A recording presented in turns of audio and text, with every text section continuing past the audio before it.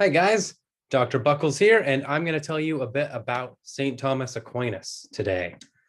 Aquinas was born to a very wealthy family. In wealthy families like this, the first son would inherit the land, the second son would often go to the military, and the third son go to the church. So his parents had planned that he would have a very prestigious position at an abbey that was run by his uncle. So it would stay in the family, and it would be a nice, prestigious, wealthy position.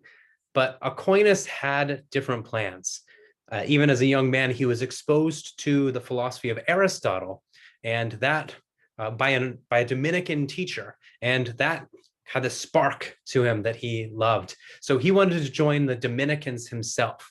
Now, the Dominicans were a very young order at this time. You see, they were founded in 1216, and he was born in 1225. So his parents did not approve of this arrangement. And the story goes that his mother was so disapproving that she kidnapped Aquinas and locked him in a tower in the castle, and then had his brothers hire a prostitute, locked the prostitute in the room with him, hoping that she would beguile him away from his vows of chastity. And it did not work. Aquinas, according to the story, prayed for angels to guard him from temptation, and then proceeded to chase the prostitute around the room with a hot fire poker until she screamed to be let out. And the mother and brothers had to let her out. And then Aquinas later escaped out the window and went and joined the Dominicans. So this is how he got involved with the Dominicans, went to study under St. Albert the Great, who is also a great saint and Dominican scholar. First in Paris, and then followed Albert to Cologne, where there were some, the university systems were very young there. So this is in the early days of universities. And Aquinas, first under the tutelage of Albert and then on his own, was dealing with some controversial subjects. So he's getting into Aristotelian philosophy. In fact, Aquinas loved Aristotle so much that his major work, the Summa Theologia, the summary of all theology, just refers to Aristotle as the philosopher, as if he was the only one. So why was this, why was this not something that was done at the time that was controversial? Well, you might remember when we talked about Islam, we said that there was a lot of Greek learning that was lost in the West for a very long time. And so, in fact, at this time, the only ones who knew Greek were the Irish, and Irish monks kept to themselves up in Ireland, the scholars and the scribes keeping all this learning safe, and then the Arabic scholars, right? And so actually Greek thought re-entered the West through Arabic scholars, through Arabic philosophers, thinkers who had translated Plato and Aristotle into Arabic from Greek. And then there were other people who came along and translated it from Arabic into Latin. So Aquinas did not have these directly. In fact, later on, there would be some translations directly from the Greek to the Latin, but only after he had been working on this for quite a while. And so Aristotle was new, right?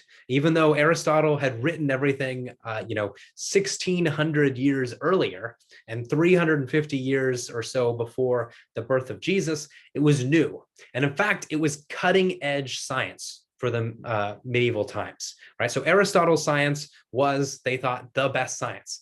It was the best for their time. Now, one problem with this is that Aristotle was a pagan, right? He wrote before Jesus was born. He did not have the benefit of revelation. And so some theologians said, why should we look at anything that Aristotle said? He's got to be wrong. He didn't have the benefit of revelation. Now, Aquinas did not think this was right. So Aquinas argued that we can discover things about God just by using our minds, just by thinking about it and looking at the world around us. And this is called natural theology. And on the other side is revealed theology, right? So natural, what we can do on our own by looking around, by investigating the world, by thinking about the world. Revealed theology is what we get from God, right? So that is scriptures, that is Jesus, right? And so Aquinas thought we could get so much about the world from philosophy that he asked, do we even need theology? This is the first question in the Summa Theologia. Do we need theology in addition to philosophy? Keep in mind that at this time, philosophy meant all, learning that just came through human devices.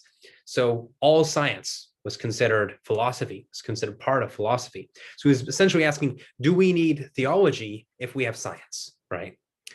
And if you remember, right, this was the first reading we did last semester. He said, yes, we do need theology.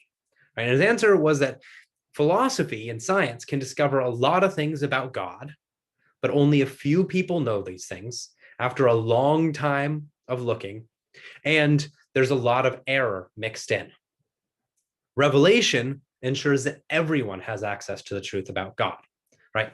And there are also some things that we cannot know by reason alone, right? We cannot know that God became a human being in the person of Jesus. We cannot know that Jesus's sacrifice was necessary for our salvation. We cannot know that God is a Trinity just by reason alone. These are revealed facts, right? God tells us them about himself. So Thomas Aquinas diving into controversy, trying to reconcile this natural view of the world that we get from Aristotle and the revealed view of the world that we get from Scripture, right? And he said that bringing these together is superior to just relying on one alone, right? We should bring these together. Now, like I said, these are controversial. Aristotle's writings were condemned a few times. Aquinas's writings were even condemned a few times, but Aquinas thought it was worthwhile, right? And he used this analogy that we get from Augustine, right? Augustine talked about the two books, the book of Revelation, scriptures, and the book of nature, right? And Augustine said the same author wrote both of these books. And so the books cannot contradict. They tell the same story from different angles, right? But the same author, the same mind authored both books. And so Aquinas had the same view. Reason and faith cannot contradict one another. They are complementary ways to get to the one truth, the one divine truth. Now, how do we get to this truth? A lot of people might think that in medieval times, it was just one person standing in front and telling everyone else what the truth was. It was a little more complicated than that. One thing that was very popular was called a disputatio, right? So this would be held over two occasions, right? And this would be at a medieval university. A student would come and present arguments and authorities on both sides of an issue, right? So Professor so-and-so says this, Professor so-and-so says this. Here's an argument for the one side, here's an argument for the other side. You might remember doing stuff like this with Mr. Monahan last year, right? Pros and cons. So that would be the first session. Both sides fully presented. In the second session, the master would come in and pronounce his opinion on the topic, right? After we've heard both sides, would pronounce his opinion, give his argument as to why that was best, and give replies to the arguments on the other side, right? So this is a thoroughly rational, reasoned dialogue that goes on here. We get both sides and we get reasons to prefer one side over the other, right? Now, Aquinas wrote the Summa Theologia in a similar manner to how these disputatio are presented. He first gives objections to the opinion that he's going to say, right? Objections, these are things contrary to what I'm going to say. Then he cites a church authority that goes against the objections, right? So you got side A, side B from the church authority. Then he gives his answer, and his answer will always agree with the church authority, with side B, but it will usually present some kind of distinction, right? So it's not just a simple, yes, the church theory is right. It's yes, and here's why, here's the distinction, here's what was overlooked. And then he finishes with a response to the initial objections, right? So you get both sides, you get arguments for both sides, and you get reasons why Aquinas's arguments are superior to the other side's arguments. We're going to be doing something like this in class, where you're going to be giving objections to a position, then an authority for the position, your own argument for the position, and then responses to the objections. So you'll see that in more detail. Final thing to talk about, we're going to watch a video from Bishop Barron in a minute. And at one point, Bishop Barron talks about contingent things, right? So I want to just give you a little background as to what that means. You might look at these pictures here and say, what can all of these things have in common? Well, for Aquinas, they are all contingent. Contingent means that they do not explain their own existence. They require something else to explain their existence, right? Whether it's as massive as a sequoia, as small as a flower, as comprehensive as the earth, or as complex as one of us, right? We all require something else to explain our existence. The sequoia and the foxglove require a seed, right? They require sunlight. They require water. They require the right soil conditions, right? Human beings have similar kinds of requirements, right? You cannot explain yourself. Your parents are a necessary part of that explanation.